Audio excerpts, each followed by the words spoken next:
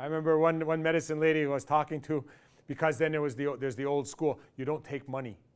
You know, you shouldn't accept money for doing your spiritual, you know, work. And I remember talking with one medicine woman. She says, well, you know, people are always lined up my door. So if people give me some money, I accept that because that's also putting food on my table today. And she says, if I get one more pair of earrings, I can just go out of business and open up an earring store.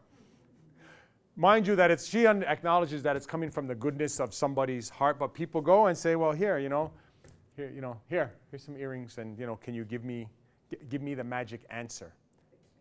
And the medicine people too, when I say medicine people, the traditional healers and all, will also say that it's not just here, go and take this, that there's the personal work that comes with it. That's you yourself making your reconnection with spirit. It's you yourself putting out into the universe, connecting with God, and those kinds of things. So that the answer of going to communities and working with people is the learning curve is huge on both sides. We may not change it. We won't make a significant... The changes that we make in our generations of what we're doing at this time period today, we may not see any change. But when the next generation that comes after you and me and us, if we're all walking that way and doing our best, for the next generation that comes along, it moves a little bit more in that direction. But it doesn't happen overnight unless there's a cataclysm. So I don't know if I answered for you. Okay. Any questions out there in television land? You? I have a question. Yes, sir. So what you're saying is that in indigenous culture, the healing is something that the patient takes responsibility for. And that fits perfectly well with dealing with diabetes. Because diabetes is not about taking a pill. It's about making a commitment to changing a lot of things in your life and following up with this commitment. So basically what you're saying is beneficial to anyone who has diabetes, not just indigenous people. Yes, exactly. However, we cannot assume that going into a community and going into an indigenous community with that attitude will work. Because you have to remember that the people who are living in particular communities today are at different levels of cognition and attachment to tradition. Okay, so we cannot just make that assumption. Oh, well, you folks are all, you know, OG Cree and you speak the language and you live here in the bush, so you must know how to do and take care of this. A lot of people won't because of all of this experience that's happened. It's been taken out, it's been taken away, and people are just trying to learn it back. And they may or may, I mean, the Longhouse movement in my community has been going on since the 70s. And it's still, for a lot of people, a very contentious issue. But if I compare the attitude about the Longhouse in Kahnawake in 1976 to 2010, it's miles ahead. There's been so much improvement. There's been so much growth and respect. But there's still lots of ways to go. And certainly lots of people who don't practice that way. Another question.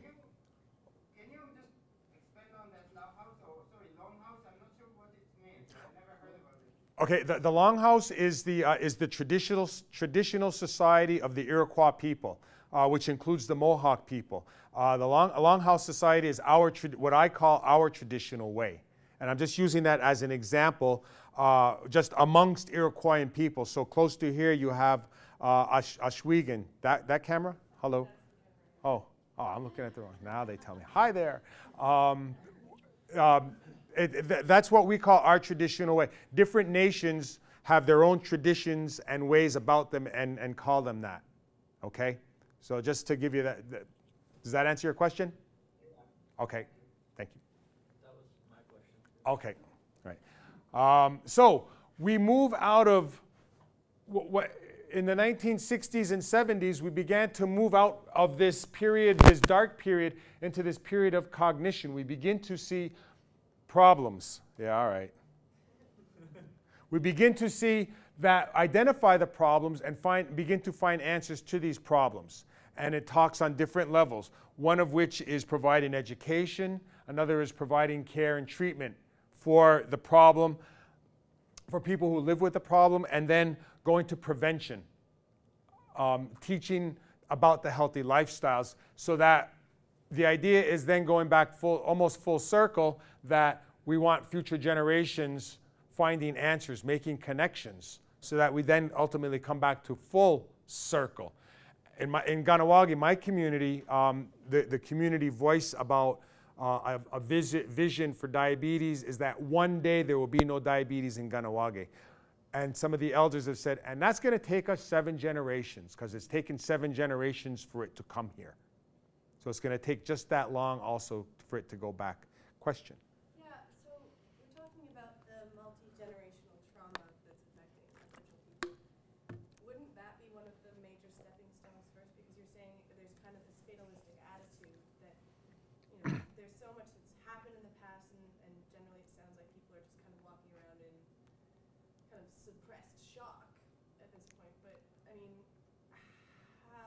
how are you going to get someone to take control and authority over their own health if they don't necessarily want to embrace that? I mean, like, is that what you're saying is one of the major problems? Sorry. No, go ahead, finish your... I was just thinking, because it seems like they're probably interconnected, but there seem to be 2 major problems. One being that the attitude needs to be changed. But then that will ultimately lead to healthy living. But if you don't have that attitude change, you will never get to the healthy living.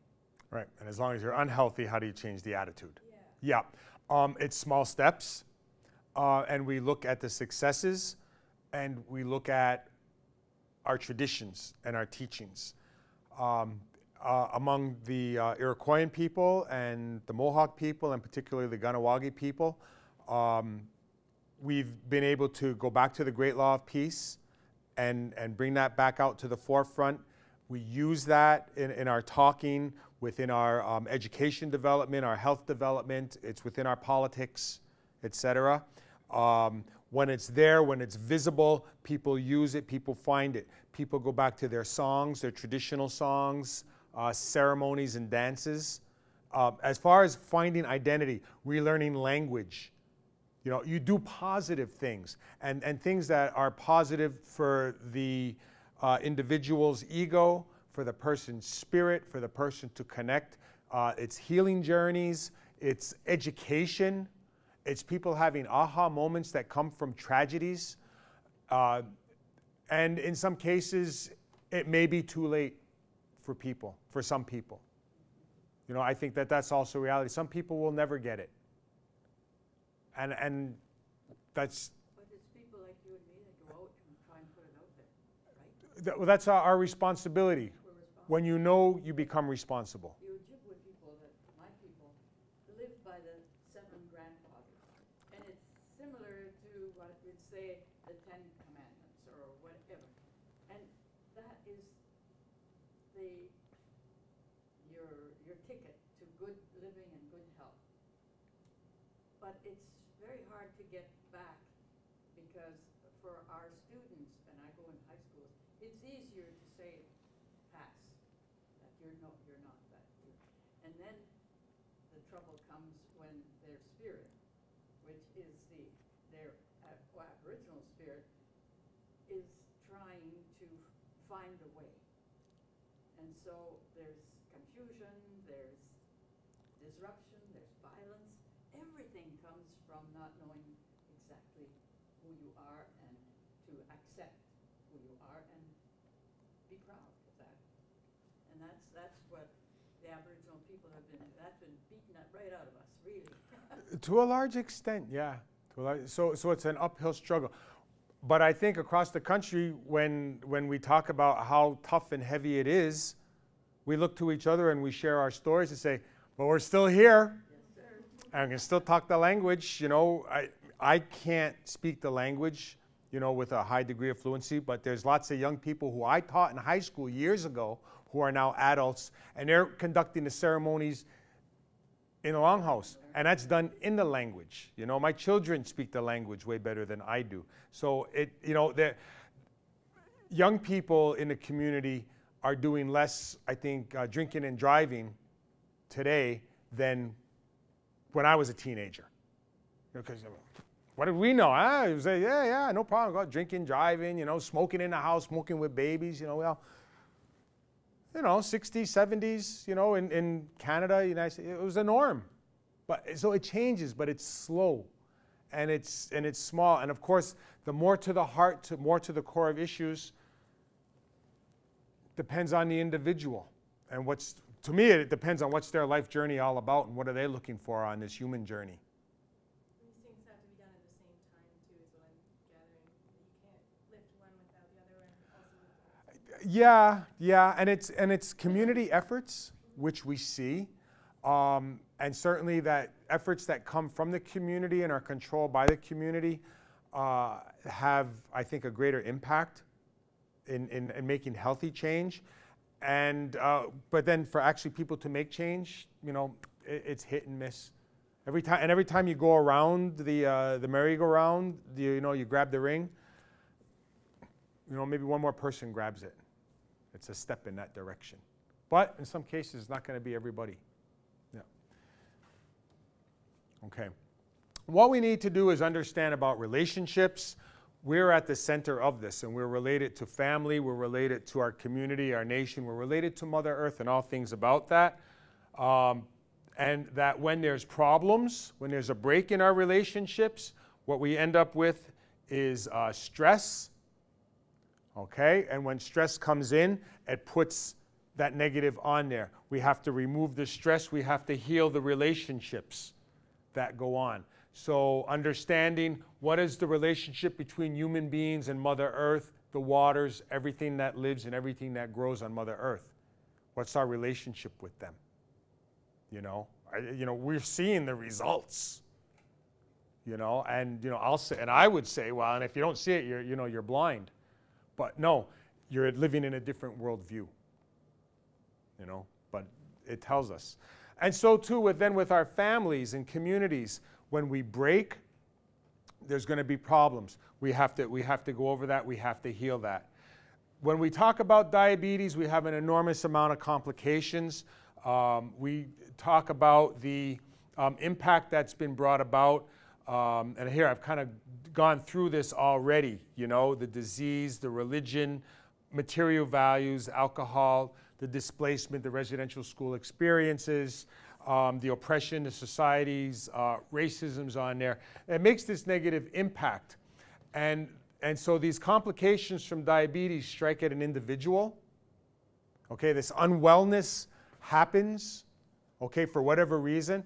And we often focus about diabetes, that the amputations, the blindness, the dialysis, you know, the poor person stressed out, etc. But we also have to realize that it's going to impact on families. So as doctors working with the patient, we also know that there's got to be a family, there's going to be a family unit that's around that who also needs to be in on what's happening and knowing what's going on, because diabetes affects our relationships, it affects our emotions as a family, it causes changes. It affects our leadership and our workforce, community finances, the health budget will go out the window, you know, in another decade or two if diabetes rises so much and the complications just explode.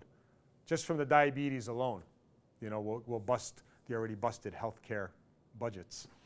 And then for us on a national level, when I say a nation, talking about our culture, etc., again, our relationships, our elders passing on language and culture, our unique identity, all those things get impacted. Okay. Some of the statistics, and these come from a presentation that Dr. Jeff Redding made at the Canadian Diabetes Association Professional Conference back in 1999. Okay. This information will come from the First Nations and Inuit survey that was done earlier in 1997. 9 regions participating. Okay, this is when you don't want all these things to slide over. There was 183 First Nations communities out of 500 and something that participated, including 5 Labrador Inuit communities, 9,000 people representing almost 200,000 people in here.